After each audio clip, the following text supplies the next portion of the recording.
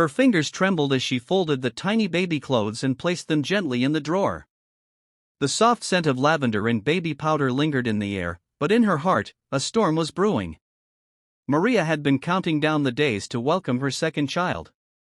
But what she didn't know, what no mother ever wants to imagine, is that while she prepared to bring new life into the world, the man she loved was standing at an altar, pledging his heart to someone else. What followed was a journey of pain, survival, and a strength she never knew she had. This is Storytelling and Beyond, where every tear has a purpose, and every heartbreak carries hope. The nursery was nearly ready. Sunlight trickled through gauzy curtains, casting golden rays across the crib that Maria had lovingly assembled herself. Emma, her 3-year-old daughter, ran around the room giggling with her favorite toy rabbit, blissfully unaware of how fragile their world had become. Maria pressed a hand to her belly, feeling the gentle kicks of the life inside her. It should have been a joyous time. But the silence in their home was deafening. Tom, her husband of 5 years, hadn't been home in days. His phone was always off. No calls. No texts. No explanation. At first, she told herself he was just stressed. Work had been tough. The pressure of a second baby, finances, everything, they had their arguments, but nothing that should have pushed him away. Still, a creeping coldness had begun to stretch between them weeks ago. He had started sleeping on the couch. Then, not at all. Maria picked up her phone again and called him, straight to voicemail. "Hey, it's me, again," she said softly. "I'm getting worried, Tom. The baby's due any day now. Please just, let me know you're okay." Her voice cracked, but she forced herself to stay composed, for Emma. After putting her daughter down for a nap, Maria made herself a cup of tea and curled up on the couch. She tried to ignore the ache in her chest, the thought she didn't want to face. That evening, a soft knock came at the door. It was Mrs. Langley, their neighbor, holding a newspaper. Her face looked oddly pale. She stepped in hesitantly. "Maria. I wasn't sure if I should show you this," she said, handing over the paper. There, on the society page, in full color, Tom stood smiling in a perfectly tailored suit. Beside him, a beautiful woman in white, holding his hand, looking at him the way Maria once did. The caption read, "Private ceremony held in the Berkeley Gardens. Entrepreneur Thomas Vance weds socialite Rachel Lawrence in intimate wedding." Maria couldn't breathe. Her knees buckled and she fell into the chair, the paper trembling in her hand. A sickening stillness washed over her. The man she had built a life with had left her. Not just emotionally. Not just physically. But legally, spiritually, forever. And he hadn't even told her. Her heart broke in a million pieces. Not because she had lost him, but because he had so easily thrown away everything. Their vows.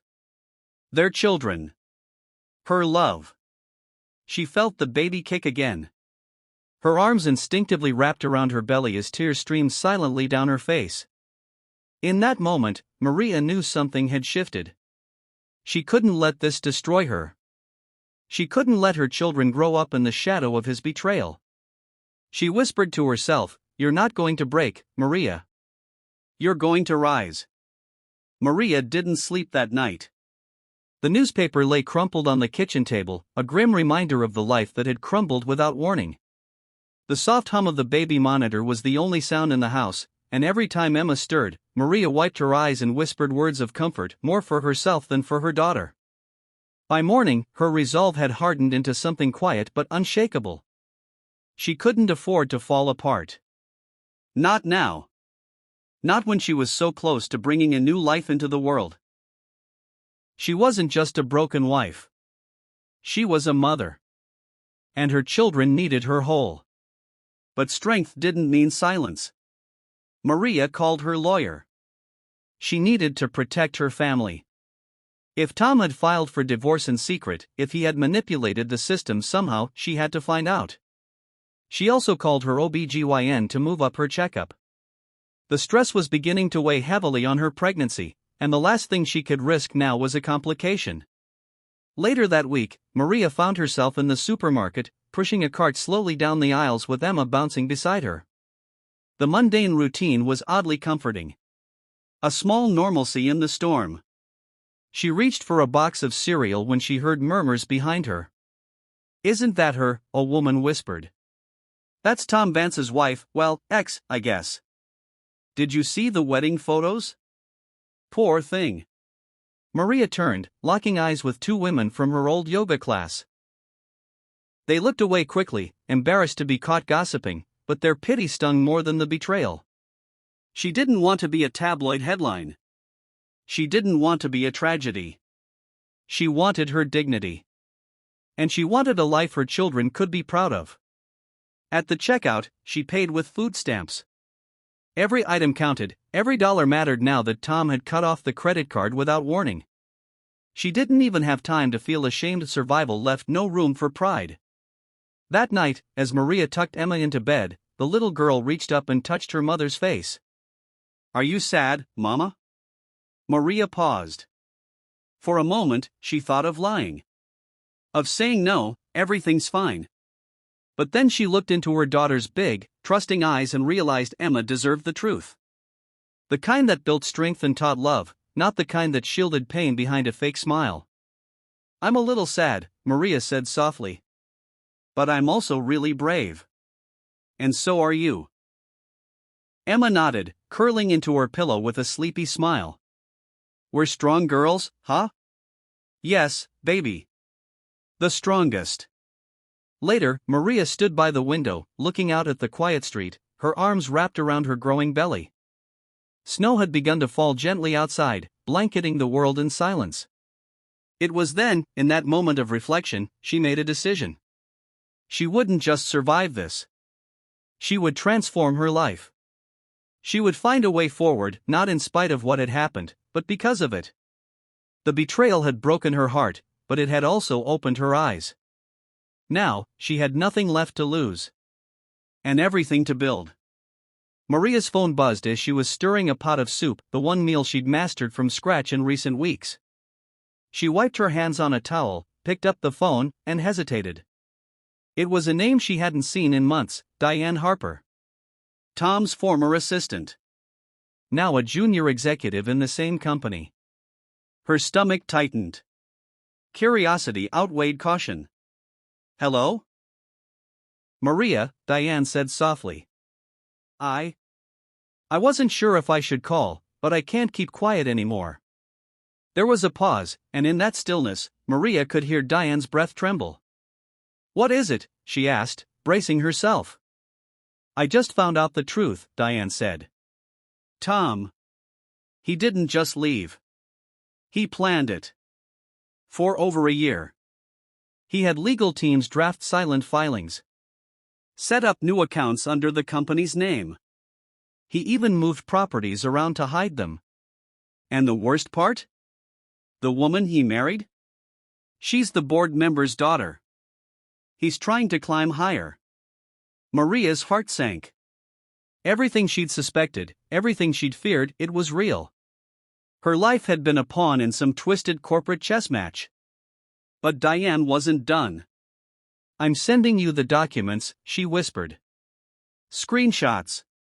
Emails. It's not much, but it's enough to start." Tears filled Maria's eyes, but they didn't fall. Not this time. This time, anger burned hotter than pain. "Thank you," she said, her voice steady. "You didn't have to do this." "I did," Diane said. "You were always kind to me. And you deserve to know the truth." When the call ended, Maria stood there in silence, her hand resting on her belly, her other holding the phone like a lifeline. Later that evening, she met with a women's legal aid group. A volunteer lawyer reviewed the documents and looked up, wide-eyed. "This is enough to go after spousal fraud. And if he's misused company resources to cover it, it could affect his career too." Maria felt a weight shift in her chest. For the first time in weeks, she wasn't drowning. She was fighting. But even amid the building legal battle, life pressed on. She went into early labor just 3 weeks later, alone, in a snowstorm, as the wind howled outside the tiny rented apartment she'd found with government aid. A neighbor drove her to the hospital in an old pickup, and Emma held her hand the whole way. It was a long, painful labor. But when Maria heard the cry of her newborn son, everything else melted away. She named him Caleb. Strong, resilient. Just like the life she was building from scratch. Tom never came. Never sent a gift. Not even a message. But Maria didn't need him. At the hospital, the nurse handed her a package of flowers from an anonymous sender. There was a note inside: "You are more powerful than you know. Keep walking. The world sees you." There was no name. But Maria smiled. Somehow, someone knew. And that changed everything. Weeks turned into months, and Maria slowly began piecing her life back together, not with grand gestures, but with small, quiet victories that only she and her children noticed.